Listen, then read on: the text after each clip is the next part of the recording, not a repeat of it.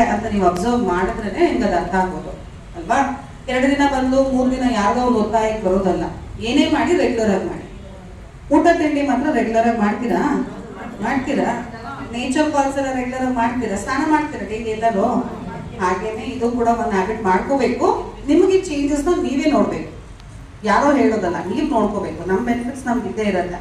ನೀವು ಅದನ್ನ ಅಬ್ಸರ್ವ್ ಮಾಡೋದ್ರಿಂದ ಶುಗರ್ ಲೆವೆಲ್ ಕಡಿಮೆ ಆಗಿದ್ಯಾ, ಜಾಸ್ತಿ ಆಗಿದ್ಯಾ, ಇಲ್ಲ BP ಏರುಪೇರು ಆಗ್ತಿದ್ಯಾ, ಸೊ ಅದು ಎಲ್ಲದನ್ನು ನೀವು ನೋಡ್ಕೋಬಹುದು. ಕರೆಕ್ಟ್ ಅಲ್ವಾ. ಸೊ ಇಲ್ಲಿ ಹೇಳೋ ಪ್ರಕಾರ ಅವರು ಇನ್ಫ್ರಾರೆಡ್ ರೇಸ್ ರಿಲೀಸ್ ಆಗುತ್ತೆ ಅಂತ ಹೇಳ್ತಾರೆ. ಸೊ ಸೆಜುನಸ್ ಏನಲ್ಲಿ ಇನ್ಫ್ರಾರೆಡ್ ರೇಸ್ ಅಂತ ಹೇಳಿದ್ದಾರೆ. IR ರೆಡ್ ರೇಸ್ ಅಂತ ಹೇಳ್ತಾರೆ. ಸೊ ನಿಮ್ ಮಕ್ಕಳನ್ನ ಕೇಳಿದ್ರು ನಿಮ್ಗೆ ಹೇಳ್ತಾರೆ ಅದರಿಂದ ಏನ್ ಬೆನಿಫಿಟ್ಸ್ ಇದೆ ಅಂತ ಹೇಳಿ. IR ರೆಡ್ ರೇಸ್ ಇಲ್ಲಾಂದ್ರೆ ಇನ್ಫ್ರಾರೆಡ್ ರೇಸ್. ಆ ಏನು ಕೆಂಪು ಬಣ್ಣದ ಬರ್ತದಲ್ಲ ಅದು ಬಂದು ಸೂರ್ಯನಿಂದ ಬರುವಂತ ಕಿರಣಗಳು. ಓಕೆ, ಸೊ ಆ ಕಿರಣದಿಂದ ಏನೇನ್ ಬೆನಿಫಿಟ್ಸ್ ಇರುತ್ತೆ ಅನ್ನೋದು